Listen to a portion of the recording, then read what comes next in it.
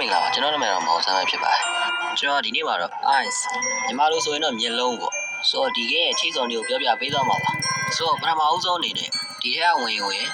ဒါမှမဟုတ်ဒီဘောက်ရွှေ့ပြီးတော့ဒီထဲကလည်းဝင်လို့ရပါတယ်ဒီအောက်ကဟာကတော့ချားသူတွေနဲ့ဆောလို့ရပါတယ်ကျွန်တော်ကတော့တကယ်ချင်းနဲ့ချိတ်ဆောင်ပါဆိုတော့ပွားဟာကိုပဲဝင်လိုက်ပါတယ်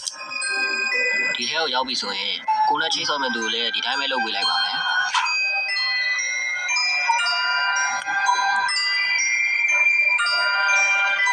ဒီထဲကိုရောက်ပြီဆိုရင်ဒီ COOB ဆိုတဲ့ထဲဝင်လိုက်ပါအခုလိုဓာတ်မိုးလေးပေါ်လာရင်အောက်ကဟာလေးနဲ့ချိန်ပေးလိုက်ပါချိန်ပြီးလို့ဓာတ်မိုးလေးပေါ်လာရင်ဒီကုတ်လေးကိုမှတ်ပြီးတော့ခုနကကိုဆောင်းရဲ့ဖုံးမှာအဲ့ဒီကုတ်ထည့်ပေးရမှာပါထည့်ရမယ့်နေရာလေးတော့ဒီဟာလေးပါ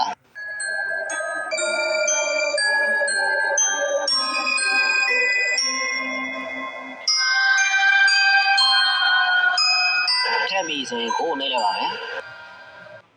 အဲ့ဒါဆိုရင်တော့ရပါပြီ